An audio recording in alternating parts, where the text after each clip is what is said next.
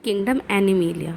तो kingdom animalia की अगर हम बात करें तो किंगडम एनिमेलिया के जितने भी लिविंग ऑर्गेनिज्म आते हैं या जितने भी लिविंग ऑर्गेनिज्म इस ग्रुप के अंदर आते हैं वो सारे के सारे यूकैरियोटिक होते हैं।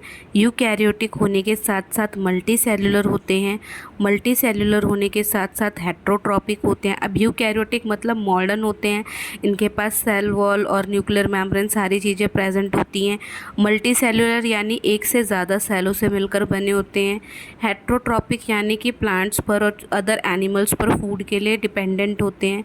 मोस्टली मोबाइल होते हैं यानी कि एक जगह से दूसरी जगह मूव कर सकते हैं, एक ही जगह पर नहीं रहते हैं। ठीक है, इनके पास सेल वॉल नहीं होती, सेल मेम्ब्रेन होती है। और अगर हम इनकी बात करें तो इनको आगे अलग अलग ग्रुप्स के अंदर हमने क्लासीफाई किया हुआ है। तो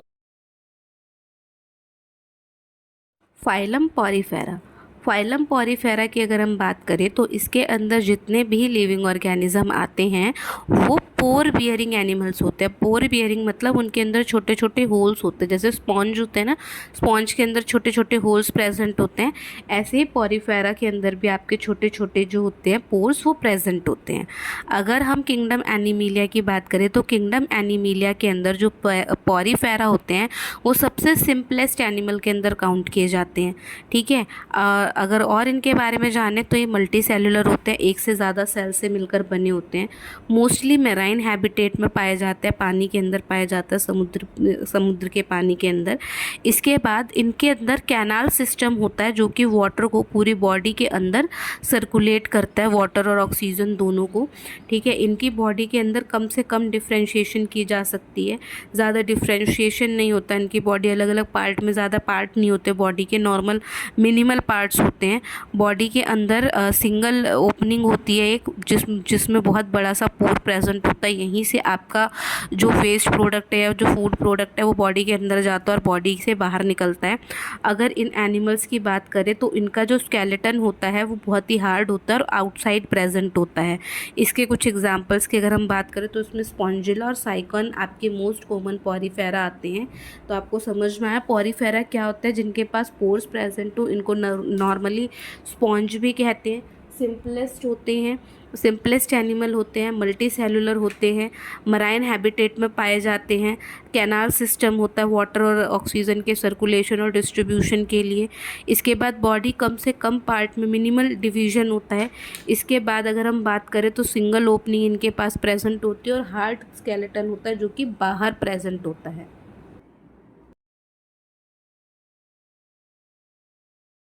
फाइलम सीलेंट्रेटा।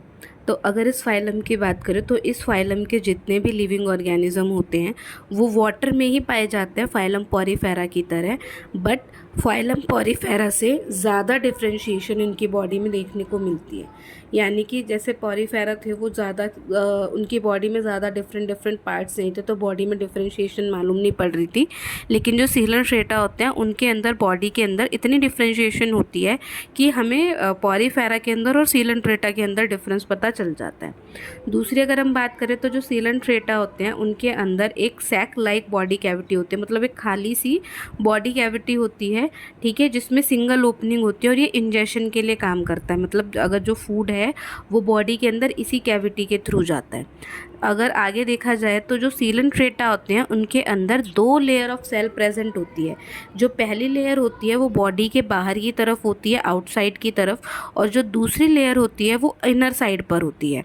ठीक है, और अगर इनकी बात करें लाइफस्टाइल की तो ये ग्रुप्स में भी रहते हैं, कॉलोनीज़ बना के भी रहते हैं और अलग अलग भी रहते हैं। वो अलग अलग वैरायटी पे डिपेंड करता है कि वो कॉलोनीज़ में रह रहे हैं या फिर ग्रुप्स में रह रहे हैं।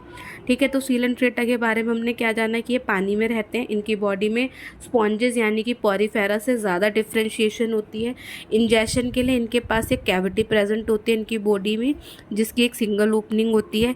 बॉडी के पास दो सेल की लेयर प्रेजेंट होती है, एक बाहर की तरफ एक अंदर की तरफ, और ये ग्रुप्स में भी रहते हैं और कॉलोनीज़ में भी रहते हैं। अगर इनके एग्जाम्पल्स की बात करें तो हाइड्रा, जेलीफिश और सी एनिमल्स जो हैं वो आपके फाइलम सीलेंट्रेटा के सबसे बेस्ट एग्जाम्पल्स हैं।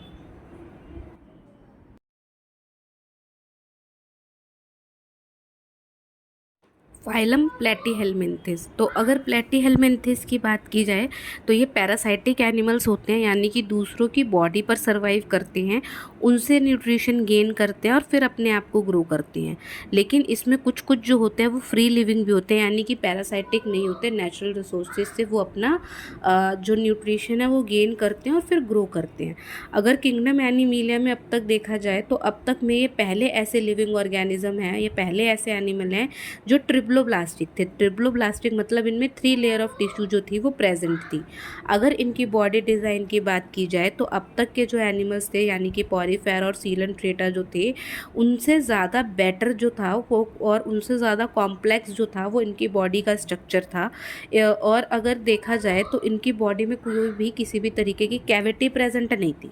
हाँ, भले ही इनकी बॉडी जो थी वो बायलैटरली सिमेट्रिकल थी। बायलैटरली सिमेट्रिकल का मतलब होता है कि अगर पूरे लिविंग ऑर्गेनिज्म को हम बीच में से एक लाइन खींच के डिवाइड करें तो जो बॉडी का हाफ वाला पोर्शन है, तो जो बॉडी के दोनों हाफ पोर्शन है, राइट हाफ और लेफ्ट हाफ, दोनों को अगर हम देखें तो दोनों सेम हो, जो राइट साइड में है वही लेफ्ट साइड में अगर हम इसको डिवाइड कर दें तो जो आपके प्लेटीहेलमिन्थेस होते हैं वो बायलैटरली सिमेट्रिकल होते हैं, यानी कि अगर आप इनको डिवाइड करोगे तो राइट हाफ और लेफ्ट हाफ बिल्कुल देखने में एक जैसे लगेंगे।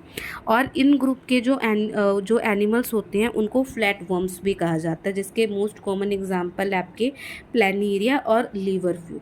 तो आपने प्लेटीहेलमिन्थेस के बारे में क्या क्या जाना कि ये पैरासाइटिक होते हैं मोस्टली, यानी कि दूसरे जो अदर लिविंग ऑर्गेनिज्म उनसे अब न्यूट्रिशन गेन करते हैं, बट सम ऑफ देम जो होते हैं, यानी कि कुछ जो हैं वो इनमें से फ्री लिविंग भी होते हैं। ये पहले ट्रिप्लोब्लास्टिक एनिमल थे। इनकी बॉडी का स्ट्रक्चर जो था, बॉडी की जो डिज़ाइन थी वो पॉरीफेरा और सीलंट्रेटस से ज़्यादा कॉम्प्लेक्स थी। और अगर देखा जाए तो इनकी बॉडी में कोई भी कैविटी प्रेजेंट नहीं होती है। ये बायलैटरली सिमेट्रिकल होते हैं और इनको कॉमनली फ्लैट वर्म्स कहा जाता है।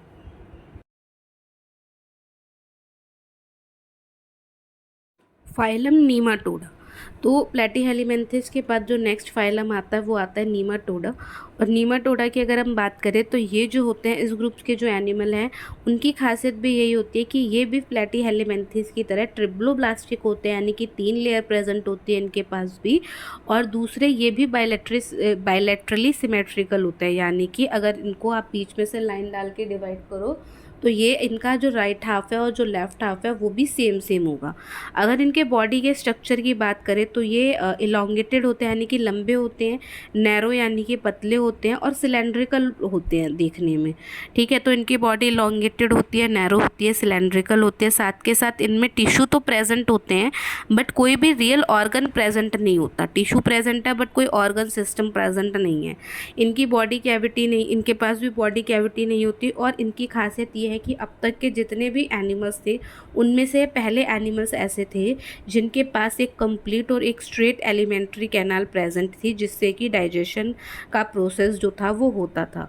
और अगर एग्जाम्पल की हम बात करें तो इसमें मोस्ट कॉमन जो नीमाटोड्स आते हैं उनके एग्जाम्पल है आपके एस्कैरिस, राउंड वर्म और आपके फिलेरियल वर्म्स। ठीक है, तो नीमाटोड्स के बारे में आपने क्या क्या जाना कि बायलैटरली सिमेट्रिकल होते हैं, ट्रिप्लोब्लास्टिक होते हैं, इलोंगेटेड होते हैं, नैरो होते हैं, सिलेंड्रिकल बॉडी होती है, टिश्यू प्रेजेंट होते हैं बट ऑर्गन एब्सेंट होते हैं, बॉडी कैविटी प्रेजेंट नहीं होती, और कंप्लीट और स्ट्रेट एलिमेंट्री कैनाल जो होती है वो आपकी प्रेजेंट होती है।